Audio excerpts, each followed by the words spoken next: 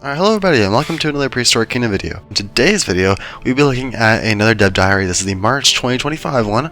Last time we looked at February and then we looked at January before that, so we're kind of making this like a trend of doing all the dev diaries. I might as well because I really do enjoy this game and see all the different updates on it. So let's get right into it.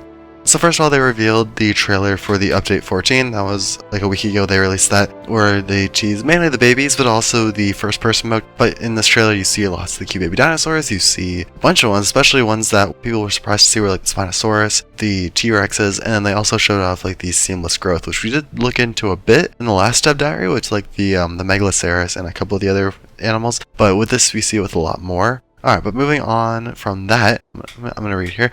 It's officially 24 days until Update 14 is properly released, and yet all the features are effectively done. For the next few weeks, it's a matter of finishing the content, polishing, bug fixing, and making various tweaks to get this update exactly where we want it. While there's a list of changes we'll be working on until release, one of our favorites is an expansion to our animal thumbnails, with an aim to include renders for babies, sexual dimorphism, and genetic mutations. Especially with ontogeny, this is going to make it a lot easier to find specific animals. It also works for the animal holder, so you'll know if you have an albino before it's even in the park. So yeah, so basically you'll have updated like interfaces for the animal icons or the dinosaur icons, so you'll be able to see if one is albino. Basically the same way like how it would in Jurassic World Evolution or Planet Zoo. In any kind of case, if it's albino, it'll show up on the icon when you're hatching it or just when you're looking at it through the species profile thing. Okay, so now we're looking at Update 14. They did reveal a few more things to baby animals. These aren't really too exciting to me because we did see a lot of these ones in the trailer, specifically the Spinosaurus. And I'll read here. It's a new month, so it must be time to show off more baby animals. Today we'll be sharing a bunch from our Discord, starting with the highly requested Spinosaurus. These tiny crocosaurs lack many of the features found in the adult version, such as their tail crest and giant sails.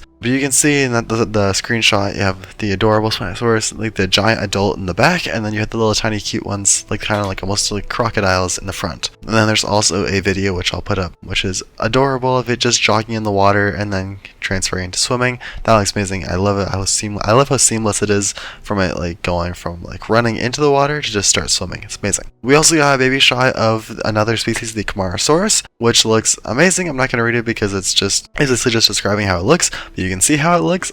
This one, it looks adorable. It looks more as you would expect because it's just almost like a smaller version of this larger sauropod. Another one we got was the Ankylosaurus, which I believe the screenshot was already shared when the trailer released, but this one looks amazing. Again, it's almost like just a smaller size of the adult. I don't think it'll have like the tail club because that seems like a feature that would grow as it grows up, but you can see like the little armor plates and the little osteoderms that are a lot smaller than it would for the adult. Moving on, we got a couple more shots still to go. We have the Plateosaurus, which is one that I did see in the trailer, and this one honestly looks kind of freaky to me, especially at least with the eye.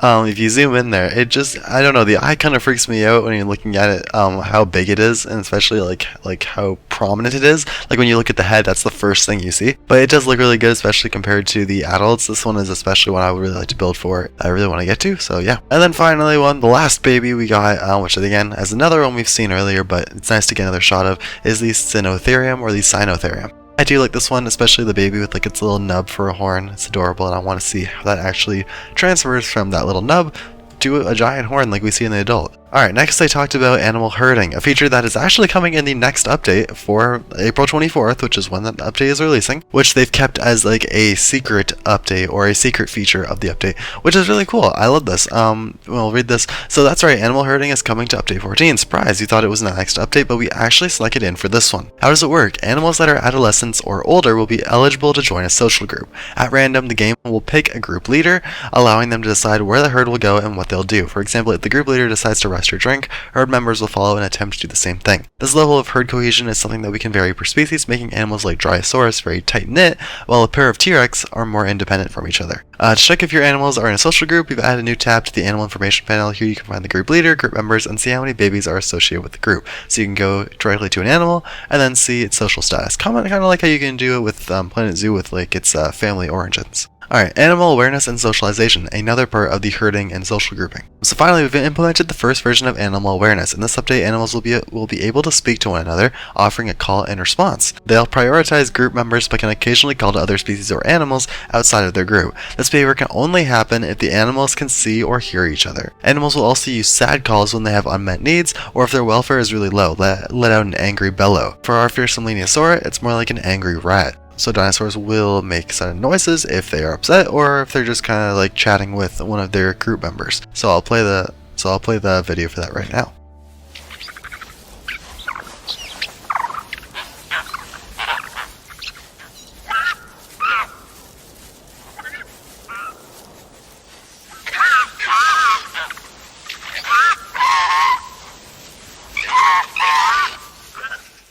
In the future, we want to introduce look targets head-eye key that would allow animals to look at each other, making it more obvious who they're talking to, and we also want to reuse the sad and angry calls as a way for animals to react to each other. An example, like a dinosaur saying, "Get away from my herd," as like a warning. So that's really nice to see that they're working on that. And they also have a preview of the herding, which I'll throw up on screen as well.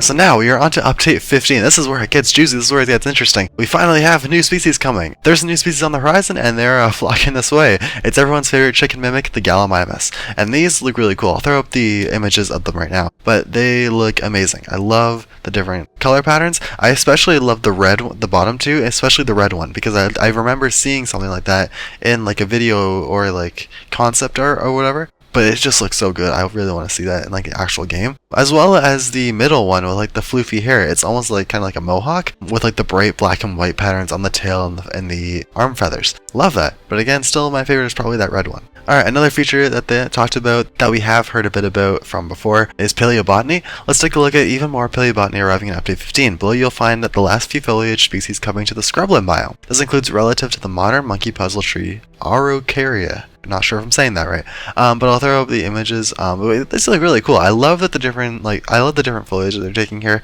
and it's interesting to see like the dynamic between this stuff and like the stuff in Planet Zoo, because obviously they can go into more like prehistoric foliage types in this to make more unique kind of like foliage choices. When you combine all the scrubland plants together, you get a pretty cool environment. All that's missing is a stegosaurus hiding among the cycads. Teasing stegosaurus for the next update, maybe? Who knows? But yeah, this looks amazing. The foliage, everything looks great. And then we keep going here with the scrubland out of the way. Our attention turns to a different type of land, the wetlands. For this biome, we have a lot of plants that are intended to sit on shallow waters or on top of the water's surface. And I do like this. The problem I had with this when building my own park was you can't really see anything under the water. You can't change the water's clarity. Or transparency, sorry. So you can't really see anything underneath of it, and it kind of looks almost weird that you can't have anything on it. So this maybe might help being able to put like water plants on top of that to make it blend in more. And then this brings us to our final plant for the day, and it is a peculiar one. It's not a palm nor a mangrove, but actually a fern. We especially love this one and hope you will too.